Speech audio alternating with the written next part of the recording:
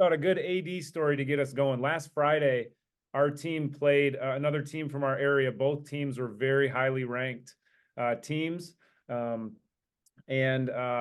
game was very close. It was very competitive throughout, very physical game. And, I never blame anything on officials, but we had an interesting situation with an official. And at the end of the third quarter, the game was a 2-point game. And, there was like one of those times where the shot goes up from like more than 3/4 court, like a launch that's really ineffective to the entire game. The ball gets launched up there. It's obviously misses way left of the backboard.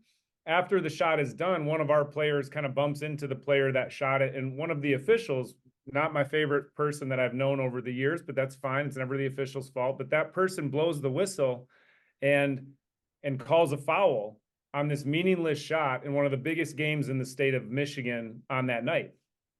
And, it was a big moment. The crowd kind of goes crazy. Like, what? Like, why did they call it? What did they call? And it was this kind of chaotic moment in a 2-point game. And it would be a 3-shot foul on, probably one of our better players. And so the ref comes over to the score table. You'll see this from time to time is they'll run over and they'll put their hands on the table and they'll talk to the table, and usually it's something really directive, like, hey, it's going to be on this guy. We're going to have these shots. This is what's going to happen. So he comes over, he puts his hands down and he looks at us and he kind of stares us down. And I'm like, what is he doing?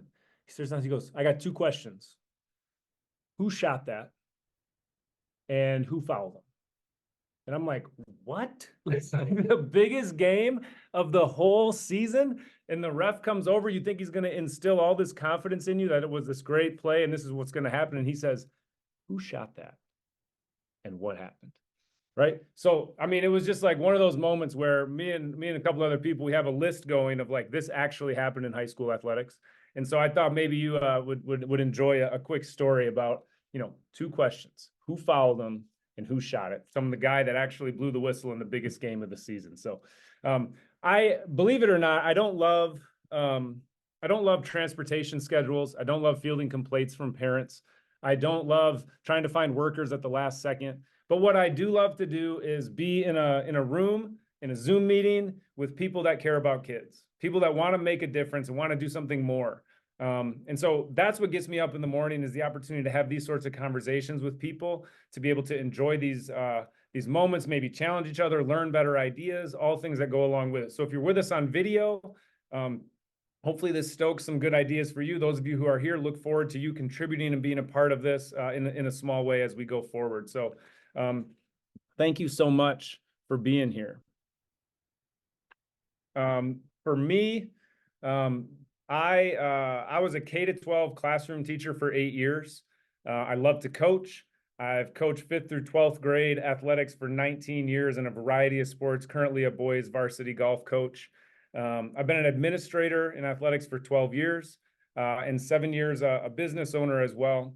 But most importantly, a father to Sophie and Abby and Jacob, and a husband to my wife, Stephanie. So God has entrusted me with so many things: leadership, passion for education, passion for students, the opportunity to be a father and a husband. And I know that many of you in your own circle are very similar. And so we all have these things in common. We've all been in these trenches. We're all the people in the arena. And I'm just letting you know that today I'm looking to learn as well from each of you and the things that you guys do. So thank you for coming. What we hope to do today is we want to explore the challenge, or maybe make the case for a better opportunity to help some of the most impactful people in our school system.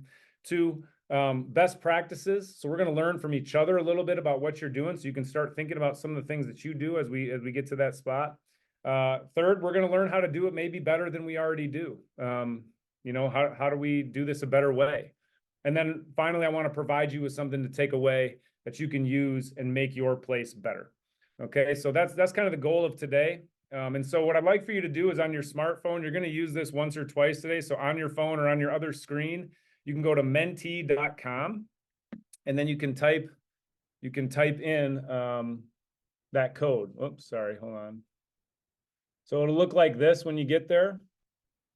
And the code that we're going to type in is 5655. So 55655, And then the next part of it is 4126. So 4126. So that's what you're going to type in when you get there to menti.com. And then hit join. And then you should see a question pop up, which you can answer. We're actually going to do 2 questions on there. So if you take a minute to get there, that would be great.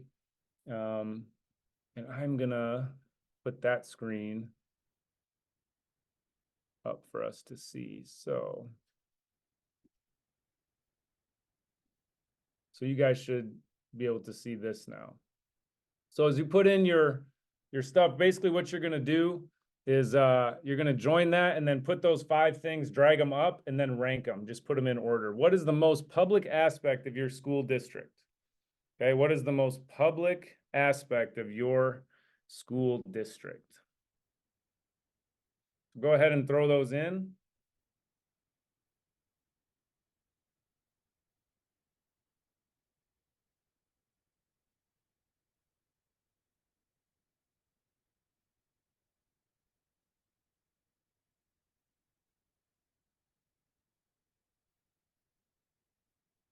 So as we start to see this, I think what we can start to see is that sports teams are taking the center stage, right?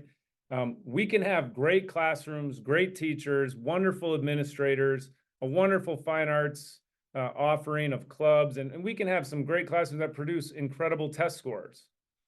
But it doesn't really matter because every person, especially in a Christian school, will judge what your school is like based on how your sports team behaves, how your coach behaves, how your student section behaves, right? You can have the best teachers in the world. And it really doesn't matter because if your basketball team acts like a bunch of jerks one time, everybody's going to think that's what your whole school's about. It's sad. It's true. Is it fair? It's probably not fair, but it's reality, right? It's something that's really, really critical to the reputation or how we're putting Christ on display as a Christian school is how our sports teams and our leaders, and we know that our teams act the way our leaders act, right? Very, very rarely does it go outside of that. And so that's just a critical aspect of what our schools have to realize is that although those other things are super important and we have to be excellent at them, we really have to lean into those very public facing places where thousands of people are getting an opportunity to see how we put Christ on display. So thank you for doing that one. I'm going to, Can I interrupt you? Can you say the number again for the Mentimeter? Oh, it's right at the top here, 5655. Oh, got it. There it is. Can you see the little chart that I'm seeing? Does everybody see that? Like a thumbs up? Okay. So I do have it shared the right screen. That's important. Sometimes it's hard for me to know. So that's our first question. The second question is, do better coaches lead to less issues? Better teachers lead to less classroom issues, but does better coaches lead to less issues? So the answer would be, is that a true or a false statement? So we're starting to see people kind of log in with this one. If you can log in, I think what we're going to start to see show up here is that a lot of times a better coach does help with that because either A, they're equipped to handle things on their own, and so it doesn't become a big issue, or they're able to know how to navigate things more effectively. And so the issues tend to be less big if we have better trained coaches or people that are more able to manage those situations well. And so it gives us to 2 points. One, what's the most public thing that people are going to be talking the most about your school? It's coaches, it's sports teams. If there's better coaches, there's less issues. I think we can all be in agreement on those things. And so if we get back to here, the third thing that I would like to draw attention to is this idea that which adults in the school have the biggest potential impact on students? Teachers, admin, or coaches? Well, let's look at 3 places where adults interface with students. First is time per week. If you have a 45-minute, schedule where you meet everybody every day, you got 5 days a week for 45 minutes for a teacher, right? In athletics, we're going 5 to 6 days a week with 2 to 3 to 4 to 5 hours a day, depending on the day, for that athletic, right? So time per week, where obviously coaches are those people that have an opportunity for impact. 2, they're locked in. Kids choose to come to athletics. They choose to learn from that leader. They don't get to choose their leader, but they choose to learn from them. right? And where they don't necessarily choose Algebra 2 or AP English or something like that. They might have to do those things. So maybe they just get them done. These kids are locked into someone. So who is that someone? Because they're locked into that extra amount of time every week that coaches are in charge, and they're paying very close attention to that. They don't always pay attention in English or in history, but they do when it comes to athletics. And then 3, off subject time. Teachers and admin have almost none of that with students, right? Unless they come to an athletic event or something like that. But off subject time, coaches are in the weight room off practice time. They're in the van with their kids. They're in the bus. They're in the locker room before and after. They're doing team dinners. They're doing the amount of hours and impact that a coach has. I've been a teacher. I've been an administrator. What the coach is able to do on an impact level far exceeds what the teacher and admin is able to do, just from these 3 perspectives. And I've been all of these places, and so I can say this from personal experience, and you probably would agree, right, that that's true. And so finally we get to me. This is me as a fresh 23-year-old out of Kelvin University, Kelvin College at the time. The picture is also fuzzy because we didn't even have HD back then, okay? So that's also Hey, Kevin, yeah. what I'm seeing on my screen is the last Mentimeter still, so. Oh, really? Yeah. Okay. Sorry about that. That's okay. Thanks for letting me know. There Yeah. I am. See me Oh, now? that's so much better. I Yeah, love to well, see that. your screen is not broken. It's fuzzy because there was no HD back then, okay? But what I'll tell you is that when I was a 23-year-old, right, 19 years ago, I was a teacher, I was a stipend AD, and I was in the classroom, which I didn't do a lot of studying for. But also, I went to school to be a teacher. I spent a year student aiding. I spent another year student teaching in multiple locations. So I have a degree plus 2 years on the job training, right? Then I had a mentor teacher that met with me pretty much weekly just to check in with me to make sure that I was doing the things I was supposed to do. If I had questions or problems, he was checking in with me all the time. I had quarterly meetings with my principal to make sure that I was doing okay, and he would check in on me, correct me, help me, listen to me, whatever those things were. Our school had PD built in about every 2 months that I had to go to for a whole day, like our school is doing today on this Thursday. That was built into the schedule, right? And I also had to go to the CSI convention in October, which many of you are asked to go to as well. And I had to go to that for 2 days just to learn how to be a better teacher. And I also had to go to my content area conference, one of them a year. This is for a 23-year-old who went to school for this, had a year of aiding, and had a year of teaching. All of that built in for someone who's already supposed to be able to do these things after leaving college. Now, what do we do for a coach who's often not even an educator, right? They have a job as an accountant or running a business or driving a truck or whatever it may be. They're not getting this sort of attention, right? We know that this is a challenging situation. So basically, what are we figuring out here? I hope that we're drawing good attention because I think it is critical that this is the most public thing that we do that puts Christ on display in the right way or the wrong way every single time they take the court or the field 1 to 2 to 3 times a week, right? And they're no matter how good our school is, they're the ones that are going to create the opinion of our school. 2, they have the most potential impact on our students of any adult in our building, right? We've talked about how that is. We also know that if we have better coaches, there's less issues and less drama for our school and our reputation and just our general culture. And so all these 3 things point to the same thing, except what we find out is that our coaches are often the least professionally developed people in all of our educational system. Something isn't lining up here, right? And so this is something that we felt as a school, as a coach, I felt it in all the years that I've been doing this. But we know a few things, right? We know that in education, we all need more time, right? We don't have enough time as ADs to do this sort of thing. Coaches don't have enough time to come in and do this sort of thing. We need to be more productive with the time we have. We need to stretch our money and make it go further or use it most wisely. Time is also money. So how are we using time?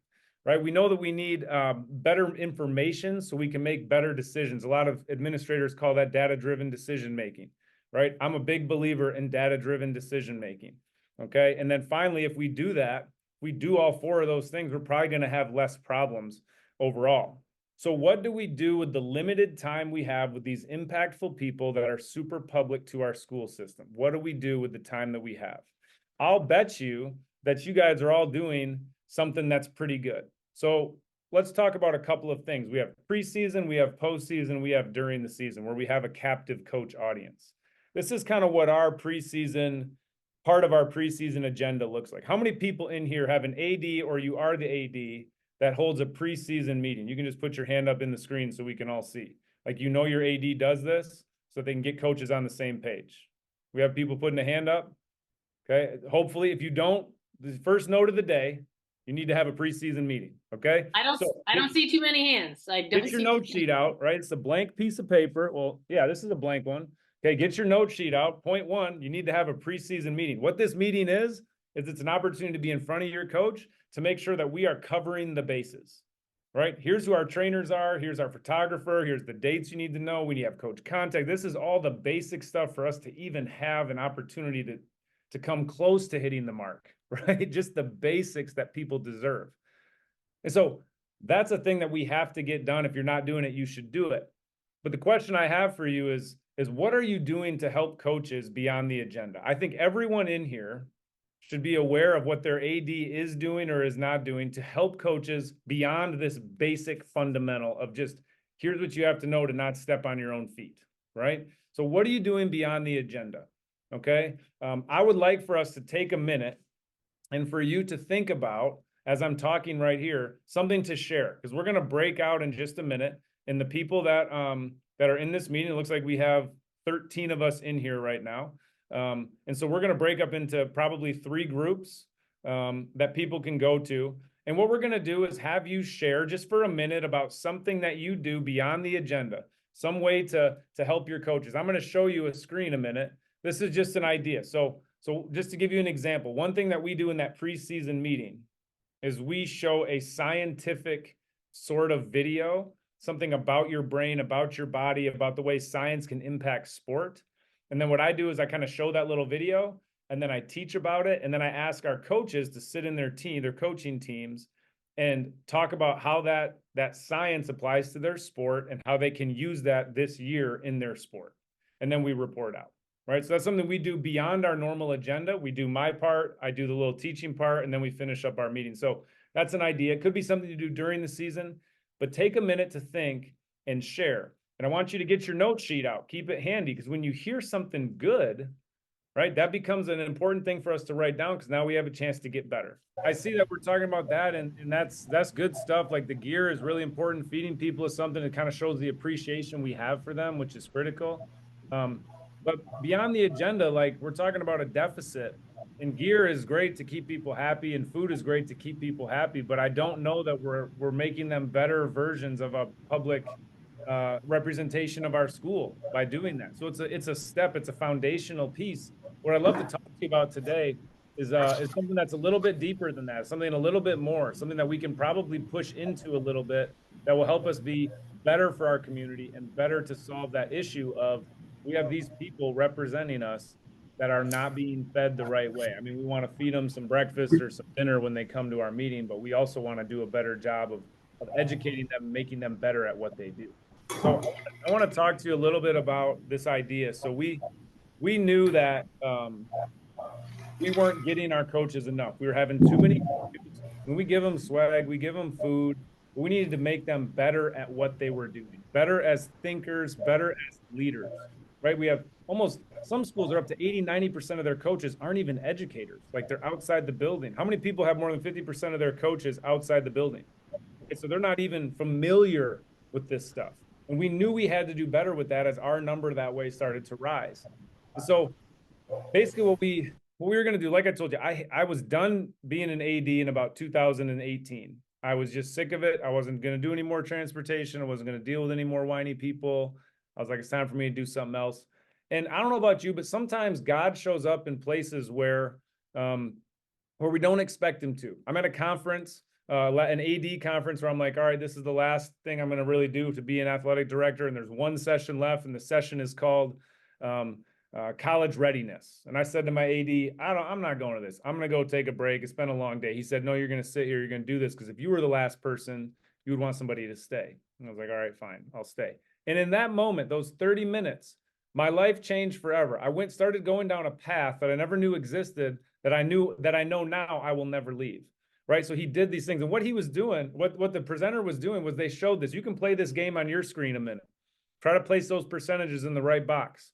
Okay. But basically what happened in that meeting was I thought being an educator in a Christian school was helping people with their walk with God and then giving them the skills they need to be great acronyms, ACT, SAT, GPA, AP classes, so that they could go on and live out their dreams in college. And I thought, hey, we're doing that. My job's done, right? And then I saw this, and this comes from Stanford University, where Stanford was having trouble keeping the most acronym proficient kids our country's ever seen, right? They have some of the best kids, the best ACT, SAT, GPA people in our whole country go to Stanford. They couldn't keep kids in school, and they wanted to know what the heck was going on.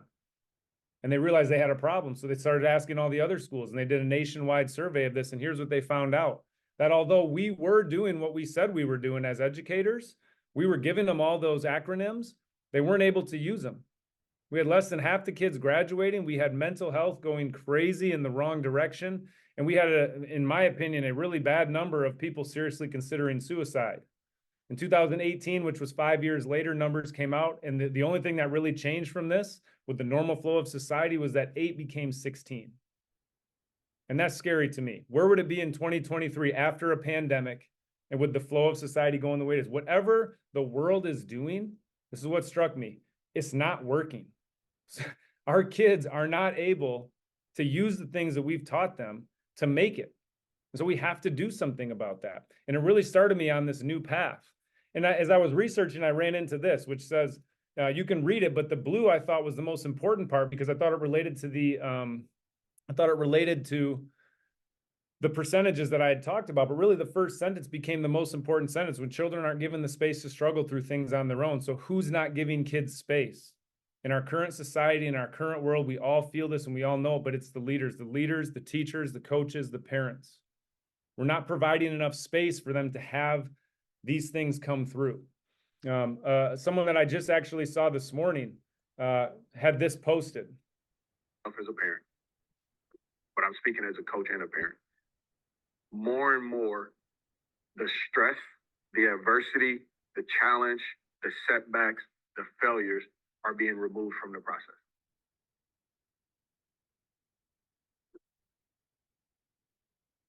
Now, there are times where it's done by adults, whether it be a coach that doesn't tell you the truth because they want you to play on their team and they're scared that if they tell you the truth that you'll leave and go and play somewhere else.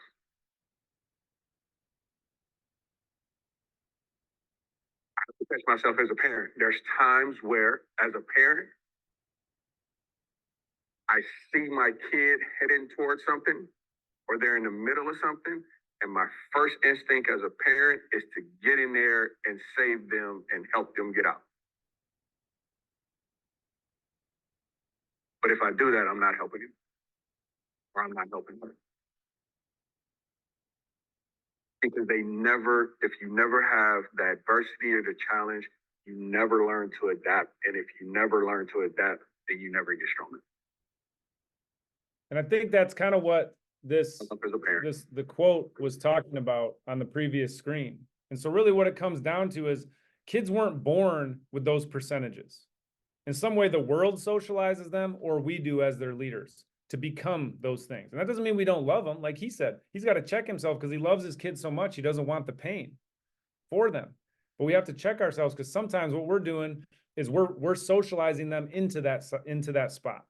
And so I thought kids need to be more gritty, right? Kids, leaders need to be more gritty, but how do we make people gritty? Well, grit is this idea that we push through, right? That we find a way and we never give up until we push through. Even more important is hardiness, which is grit plus the ability to be malleable and adapt to change and reflection, right? And so it became this idea where I was like, man, if we're going to have kids make it, we have to have people be gritty. So how do we teach grit? And two, how do we make them hardy? How do we make them with the skills to be able to reflect, adapt, and grow with that perseverance to push forward? And that doesn't start with just kids. We have to have leaders understanding that.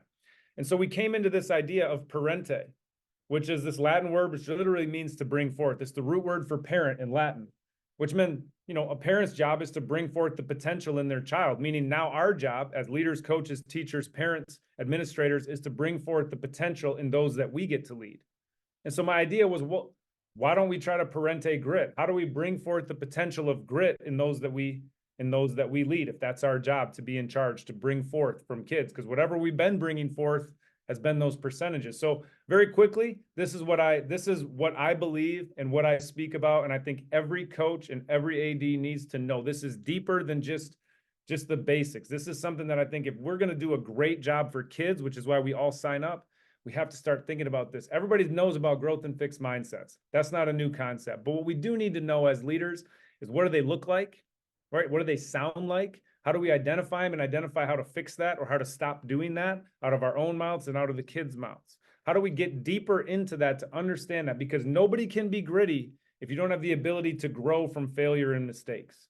Those are going to happen. They're foundational. Fixed mindset people break when that happens. Growth mindset people grow. So if we're going to do that, we have to be great guides, right? We have to be people that can understand as leaders how to guide people towards growth mindsets. When I think of a guide, what I think of is Yoda for Luke Skywalker. I think of Morpheus for Neo, right? We think of Miyagi for Daniel LaRusso.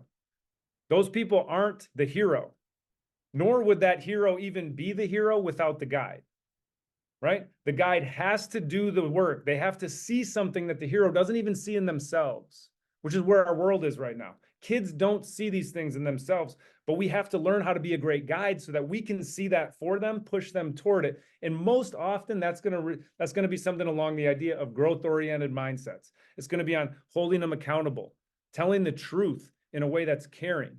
And so we get to this third part, which is this concept of wise leadership, which is the dynamic between relationship and expectations. Expectations being high or low, relationship being cold or warm. Right? We're all born. God created us all a certain way. My bent is to be authoritative in nature. High expectations with a little more coldness. Let's just get stuff done. I don't really care about the feelies. Just get it done.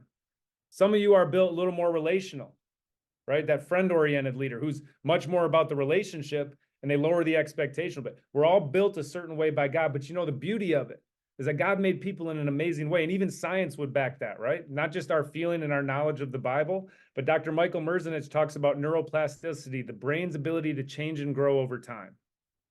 That we were all built with the capacity, and that we were built a certain way to always be changing, right? So maybe God built us a certain way, but we have to choose to be something even more if we want to. And he gives us the capacity to do that, which we would call wise, empowering, transformational leadership. So this concept where if we can understand that, we will then become great guides that will build growth-oriented mindsets and have hardy, gritty people. And that's what we started to say, like, this is critical. As we started to discover it, we're like, we need people to learn this. So beyond our agenda, we needed to teach our coaches. If we want to not just get work done and have teams coached, if we want to be excellent at that, which I think is what we all want, right? We have to do it. So we're like, hey, we'll do PD. Everybody will love it, right? No, nobody loved it. Okay. It took us a long time to get we took 4 sessions to teach them those concepts at our school. 120 some coaches, 5th through 12th grade. If you were in our system, you were going to learn this. And then once they got it though, they did love it. And like, I wish I would have known this. I wish I would have had these things before. And so we knew it was valuable, but just like all PD, it's great on the day that you do it. And the next day you just go back to doing what you do, unless you're held accountable. Which pushed us into this idea of how do we hold people accountable to being this sort of leader to help kids? Again, this is levels of deepness that I hope you want to go to with your staff, okay? And so we thought, well, we do this preseason thing. During the year, we're super busy. At the postseason, we have the end of the year meeting. How many people in here have an end of year meeting with every coach? Or you try to? Okay, principals, school leaders, your AD is supposed to do that, right? How's that meeting going? My guess, hey, how'd the season go for you? That's about the prep that goes into it. Okay, and I provide my thoughts on what happened last year, right?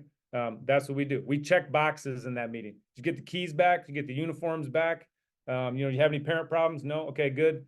Check the boxes. Right? Sometimes you have to be corrective in nature. You need to bring something up. And then it feels like this versus discussion. school leaders, you have this with teachers too. It's a versus thing, defensive thing, right? Like my opinion versus yours. You know what every coach or every teacher thinks? He's not even in my classroom. She's not with us all the time. How does she know the way that I am with the kids? How can she make these judgments? And the honest truth is, being an administrator, I didn't. I made a couple of short observations and made generalized big picture ideas about how they needed to change. And it wasn't fair. But I was still doing it because I didn't have a better way. And then finally, maybe you tried to get data. I'm a data guy, so we tried to get data. It's hard to work with, hard to gather, hard to make it even count. So it wasn't just me saying a certain thing, right? And so that's kind of how it went. But what we knew was we need to make, if I hate all of these things as an administrator and as a coach about that meeting, we have to make it the opposite of that, right? We have to build a better meeting. And so what we did was we basically did the opposite. We started checking the right boxes. We started partnering with people because we started to gain data, right? Data that would drive our decision-making from students, the people our coaches are trying to impact, right? The coach is self-evaluating. The parents are giving opportunities to talk about the coach. And then I also get to. So we have this 360 evaluative experience where now I can partner instead of feel defensive with a coach and come up with ideas of how we can improve the numbers to serve people more effectively. So we just started to change everything to the opposite. And basically what we did was we built a better system, a system that can guide everything for you, right? It's a system where we can gain data to make data-driven decisions about each coach, their strengths and weakness, and how to capitalize on both, right? And so we're hearing from kids, coaches, people. James Clear says, you do not rise to the occasion, you sink to the level of your system. And so how good is your system at your school? That's really the big question. How good is that system? Most of us, at least we would have had to answer this 7 years ago, is terrible. So if we're going to sink to the level of our system, we're going to sink into mediocrity real quick and frustration real quick and the same problems real quick, right? And so I have a friend here, Cory, who Cory years ago, he listened to me babble like this and he thought, you know what? He's not fully crazy. I would like to listen to what you have to say. And so Cory, in 2018-ish, we started talking. And Cory's a great administrator, and I want to introduce him to you. He does some incredible things with his program. If you need a resource, I'm going to volunteer Cory, or you can talk to him about ideas or things that he does. I mean, the way that they operate their department is second to no one. And so he's fantastic. But Cory, thanks for being here today. Tell us a little bit about, what's your school, how big your school is, how long you've been an AD, and if you do any coaching. Yeah, so we're in St. Louis, Missouri. It's Westminster Christian Academy. We're a 7 through 12 school, about 950 kids total, about 700 in the high school. I started as a football coach, and I'm in my 6th year as the AD here, and I'm back coaching football again. This year was my first year back coaching football, so kind of a full plate. Yeah, Cory, thanks for being here. Years ago, I mean, we had talked about this. I think it was 2018 or 19. And what made you like you've had the same kind of talk that I would kind of talk about this, and it piqued your interest. And what made you think this was a good idea? Like, what was the initial thing you were like, why is this a good idea for me to take on? Like, this is different than what we've done, but why would I take this on? Yeah, I mean, it kind of goes back to what you said. When I was a coach, I hated going into the 80s office for my end of season meeting and him giving me feedback when he wasn't really in the program. He wasn't in the day-to-day, and we were close and I shared a lot with him. But then when I became the AD, I hated it even more. I felt like, who am I to give you feedback on, what I think you should do differently, when I wasn't in the weeds with you every day. And so I felt like our meetings was just kind of a superficial, not very valuable. I'm not a waster of time. I'm kind of ruthlessly efficient. And so I needed a better way. And I think for me, when Kevin and I talked, what this system allows me to do is collect feedback from our student athletes and to a lesser degree from our parents, and then have a conversation with our coach and say, hey, this is what you were intending to deliver. This is what your student athletes received. How can we bring those things together? And it was really giving them feedback on how they could be a better coach for their kids in their program, and not how I thought that they could do things better. And it's critical because a lot of coaches, the first thing that they'll say is, you're going to let kids evaluate me? You're going to let high school kids evaluate me? And the answer is no. But we did sign up to serve them. So we should probably figure out how well we're serving them. Like if we don't have that basic growth-oriented mindset of I'm willing to hear how they think I'm doing and serving them, to me, we're never going to be great for kids and we're never going to be great at doing what we do. They don't get to decide who's hired and fired, but they do get to have an idea to tell us how we can get better. And now we get data that helps us drive it. So Cory, it was a good idea then. Why are you still doing it? Right? You're 7-8 years down the road. It does take work, right? It does take attention. It does cost a little bit of money. Like in the scheme of budgets, it's pretty cheap, but like, why do you keep doing it? You know, Kevin and I have worked together a lot over the years to kind of modify what we do and to add and change a little bit. And I think the biggest thing for me is that our coaches have come to enjoy the feedback, even when it's hard sometimes, because at their core, they want to impact the lives of kids. And that's who we are as a school, and that's who they want to be as coaches. And they want to know how they're doing. They want to know, is my message being received? And is it being received in the way that I thought it was being received? I want it to be received. And how can I serve our kids better? And I should say it's part of our overall evaluative process. It's not the full thing. And when the kids fill out the survey, I tell them like, hey, you're not getting a coach fired, and you're also not getting them a raise. You know, this is just a tool for us to look at our program and make it better for you. And our coaches have really embraced that. And Cory, you touched briefly on the culture change that you've been a part of in your school. Not that you had a bad culture, but when you allow people the opportunity to opt in to help and improve, it's amazing how serious 15 to 18-year-olds take that, right? Or even 12 to 14-year-olds that are in your middle school, right? When we're teaching people to opt in to help versus like the only way I communicate with your school is to be negative about something, right? Which is what a lot of us feel on a daily basis as a coach or as an AD or as a principal. It's like, you did this wrong, you did this wrong, you did this wrong. And then we respond to them. Certainly we want to create an opportunity where people feel like this is how they can help, right? And so we give them a chance to pour into improvement. And that starts to change an entire school culture, an entire athletic culture through our realm of athletics. And not that you guys ever had, you guys are one of the great school cultures out there that I've witnessed doing this job. But certainly that hasn't hurt you at all. It's certainly probably amped it up in some way. And so I want to show you real quick what we're talking about when it comes to what Cory is using. And so you can see in here, there's a lot of, apparently in Christian schools, there's a lot of Westminsters around the country. Because I got a whole bunch of Westminsters around here. But anyway, so here's one of them.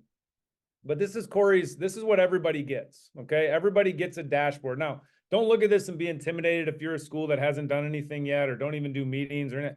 Cory's 7-8 years down the road. You crawl, then you start to walk, and then you start to jog, and then you start to run. You do all these things in order. And Cory is, you're seeing a look at what it looks like years down the road of how to manage a program in an athletic culture. And this is what it looks like. He's got multiple coaches in every sport being evaluated. Most schools aren't doing that until they get further down the road. But every coach has a online filing cabinet. You can manage the evaluations here. We can see currently this last one, he had 12 students, 1 coach, and 11 parents respond. It's easy to start a new one and send it.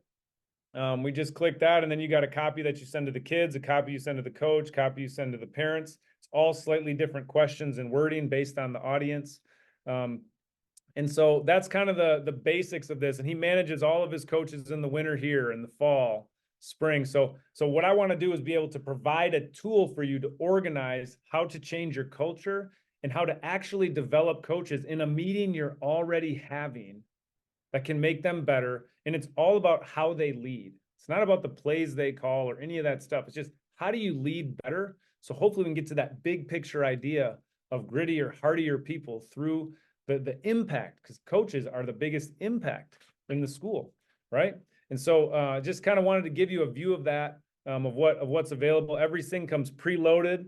Worked with Baylor, worked with Calvin University, worked with College of DuPage, now work with Memphis on developing questions that are valid and reliable to this idea. So you come preset with something, and we want to obviously change that. Cory's got stuff in here about the pillars that they have at their school. So he's asking kids, how well are our teachers coaching, how well are our coaches teaching about those pillars? So we want to adapt it to your school. But to finish up the time that we have here before any questions, if there are any, you know, most public, they're out there. Our schools are great, most of them, right? But they all kind of hang on the whim of how our coaches, how excellent our coaches and teams are, how well they behave, all that stuff. It's very public, right? Too, coaches have the most potential impact on our students. We do education for kids, not for adults. And if they're the most important thing, coaches are one of the most impactful people. We have to help them. We have to take that more seriously, right? Because they are the least trained people, typically, especially now with most people not even being in our school or having education degrees. And we know that we don't have time. So it's not like we're adding a ton, but we are going to use that preseason, that postseason. And I even have a friend that does a great job of doing things throughout the year to stoke these ideas. And I'd be happy to share those with you. But there is a better way for this, to maximize those moments, to partner together, to help these leaders. Cory and up to 70 other schools are using this system to help build a more structured system. As we said before, you know, you don't rise to the occasion, you sink to the level of your system. And that's why when that end of year comes and you get busy, you sink to checking the boxes, moving on, and maybe not even helping those coaches get better. Just hoping that we can do a good job next year, right? And hope is not really a strategy. So there is this better way. What I'd love for you to do is to take a moment, if you can, and if you are interested in learning about this and getting this free tool, getting this thing that you can try out for the winter, spring, and see how it works, scan this. If you're on the video right now, please make sure that you take a look at this, fill out the form. I'm going to do another webinar next Friday to kind of walk you through it. And I'm going to, in the meantime, you're going to send me a logo. I'm going to build you a dashboard like Cory's, so that during that meeting, you can have that open and actually start building your staff in. We want to maximize your time next Friday, so you can have it all set up and ready to go for that winter or spring. But guys, there is a better way to do it. And I got 2 questions for you. Just like our referee, I got 2 questions. How good is your system? And do you want a way to solve that problem? Right? How good is it? And do you want a way to solve that problem, to help kids, help your school culture? And so, Jen, I appreciate the opportunity to share some of the things that we were doing. And hopefully it spurred some ideas and some excitement in people to maybe take us the next step in their journey of leading at their school. Yeah, no, thanks, Kevin, so much. We have like 2 minutes, well, actually 1.5 minutes. I do try to keep these things right at 54 minutes. But I would, you know, if people want to stay on and ask a couple questions, you're welcome to do that.